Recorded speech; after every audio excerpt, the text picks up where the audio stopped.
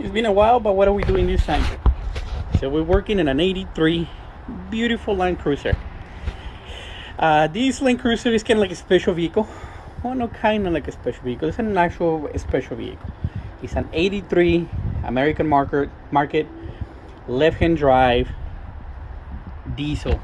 They didn't make them a diesel for the American market. They make them diesel for the Australian market, but they came right-hand drive. And this one, friends, is right-hand drive. So very beautiful truck, SUV, utility vehicle, it's very pretty. We have installed an ARV bumper, open road 12,000 pound winch, headlights. We powder coated a lot of the stuff, brackets, radiator core support brackets, a bunch of these parts. Like this one, we did restore them, but because they're such a hard parts to get, we end up just leaving the chrome ones here for now, and we're just gonna leave those in there. Customer wanted some fancy headlights, so we got in some fancy headlights. We got some Optima batteries. We did the cables brand new. We did a turbo because it didn't come with a turbo, so we did a turbo. It's a custom kit. I cut the manifold myself and build the brackets for it, the drains, the feeds, the whole nine. No intercooler. It's gonna run about 5 pounds of boost. Doesn't really need it. We're on the process right now. What are we doing at this moment is we're doing a AC compressor. It does not have AC. It does have it does have heated seat. I mean, it has heater on the inside, but it does not have AC. So we're doing that right now. This is an electric AC compressor. Customer wants to be able to have it running momentarily, for when they go camping without the necessity to having to, get up and turn the truck on. I mean, and this thing, man, guys, this is like a 12V or a 4VT. This thing vibrates. So, these things vibrate. They vibrate like crazy when they're just idling. I mean, it is what it is. It's the nature of the diesel motor. It's a fully mechanical. Doesn't have a shut-off valve or anything. It's literally just a lever. This is a beautiful pump. And that's literally the lever. This is the little arm. This is where it gets pulled. It has a lever underneath the dash.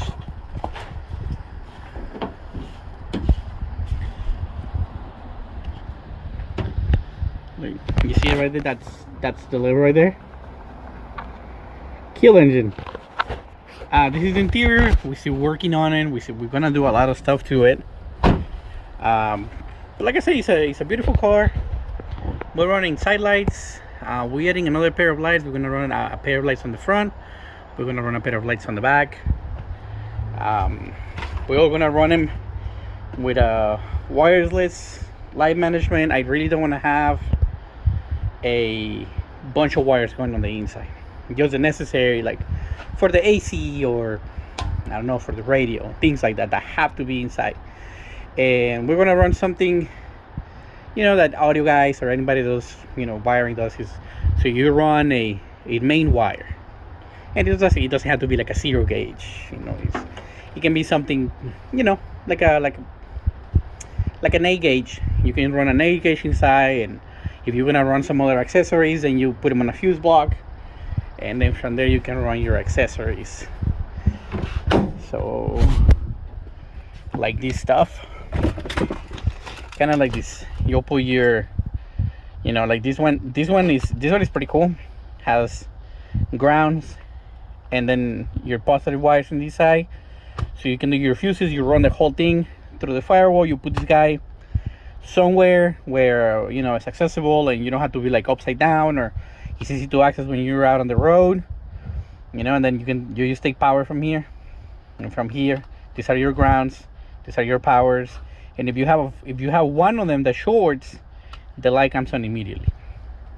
Now, if you are going to put another fuse in there and the light is still on, you're gonna blow it up. So the cool thing about these ones is, if you think that you figure out the fuse, if you go pull the accessory out, you know, if you think your example, if you think that your radio has the short circuit on it, and you unplug the radio and the light goes off, it's likely that it has an internal, you know, short circuit.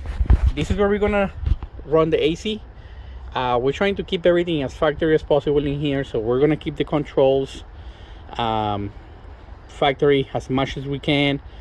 The radio that was in there, you know, a kid had it before, this owner that he has it right now, and they chopped that and whatever, so we're gonna fix that. He's going to put a big screen, an 11-inch screen that sits in there, but it doesn't block the road. It doesn't block the road because it doesn't sit up here, and it also is not gonna like come down here. It's adjustable both ways, and it's gonna sit in there nice. Now we're gonna put the AC in there. It has plenty of room, and as you guys can see, it follows the line of the existing HVAC system.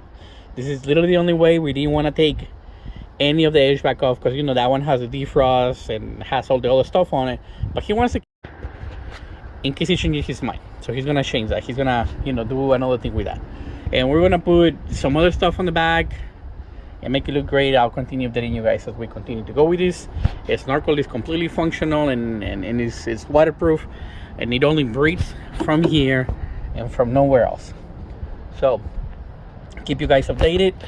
There is plenty of parts in here that are going to go in this car, which we'll talk about them later on.